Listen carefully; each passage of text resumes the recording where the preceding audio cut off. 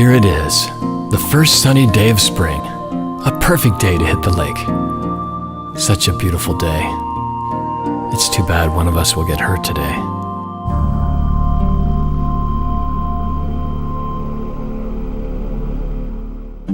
What's wrong?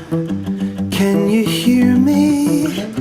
Can you see me? My name's Gray, and these are my friends, Paul, Sarah, and Veronica. In case you're wondering which one is me, yeah. As you can tell, I'm all about having a good time. All my life I've been searching for you, baby. I've been friends with Paul since grade school. He's like a brother to me. He and Sarah have been going out for a while. They're good for each other. Did you say that you're tired of the same? And that's Veronica, Sarah's friend. She's one of the coolest girls I've ever met. She's smart, funny, and beautiful.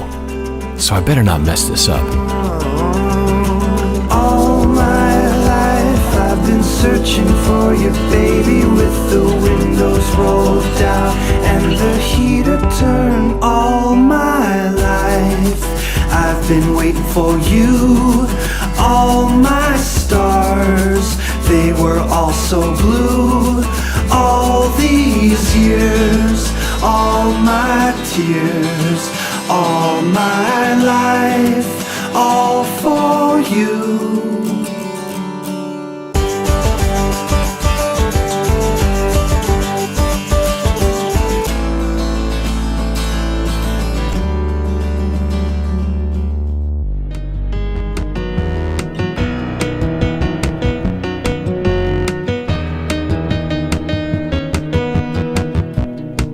Thing I have to fear is someone else.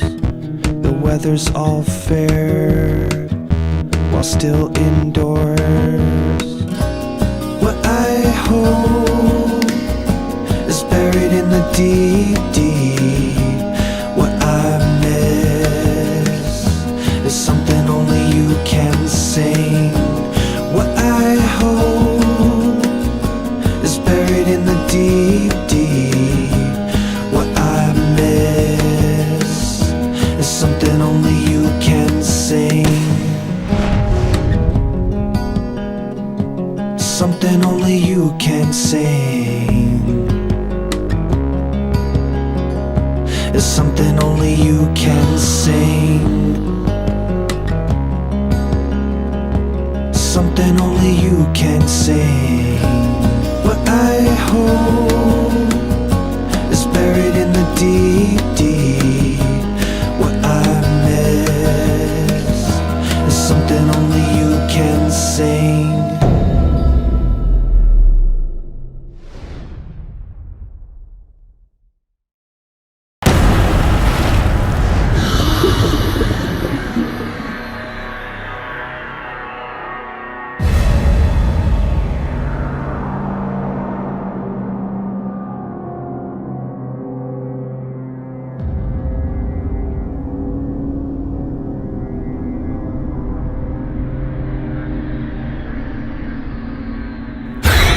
That's cold. That'll wake you up in the morning. Take the boat in the bay, lose the anchor, drift off to Nantucket. Let's go. Sand in our pockets. What I hope is buried in the deep, deep. Buried in the deep, deep. Buried in the deep, deep.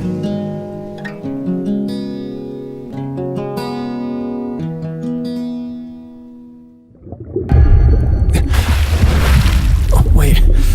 What's happening? Something's wrong. I can't move my arms. What's wrong with me?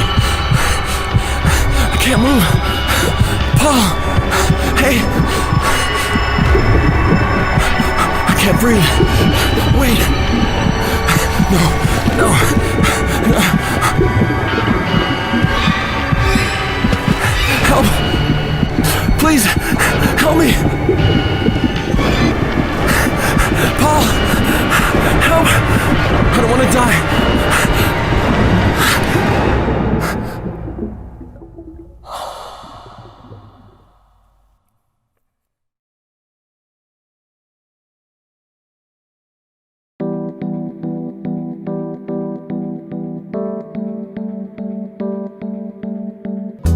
You made me father and mother, sisters and brothers. You made us friends and lovers. Let's take care of one another. But I don't wanna go out, I just wanna stay right here.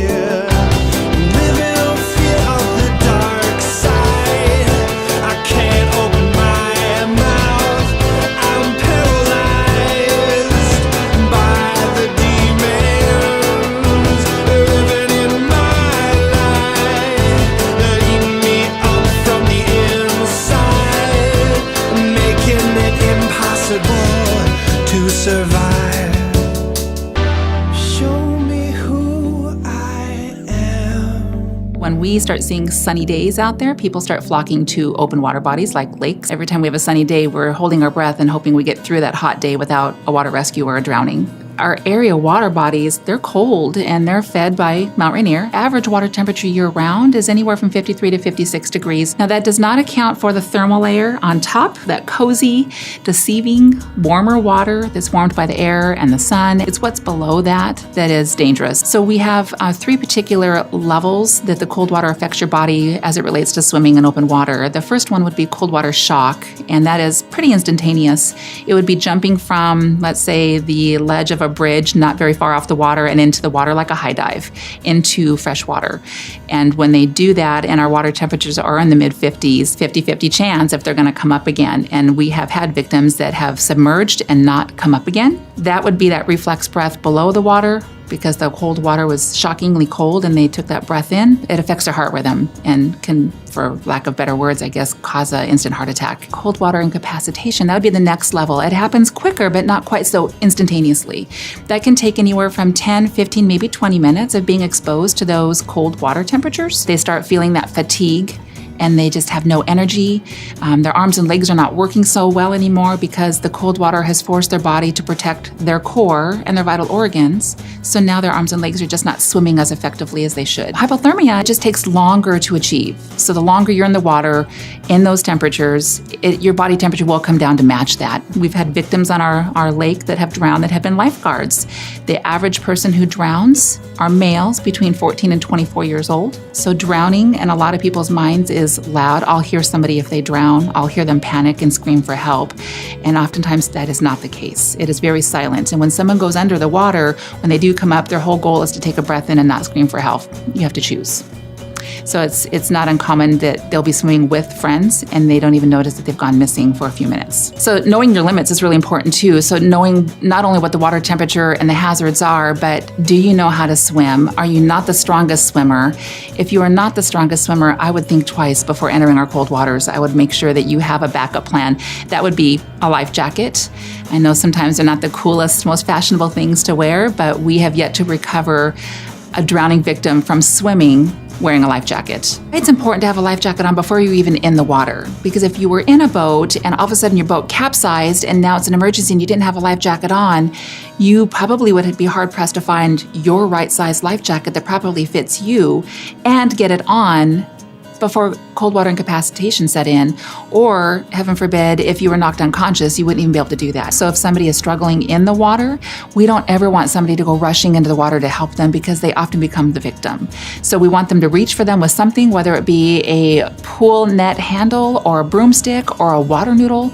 Reach for them with something and pull them in. If you can't reach them and they're a little bit farther out, throw something at them that floats, maybe a life jacket or a rescue ring with a rope on it, or a rope, but just make sure you're holding onto the other end of the rope. When you go in after somebody who is over their head in the water and they're struggling to swim and they're stressed and they're panicked, their only goal is to keep their head above the water and to breathe.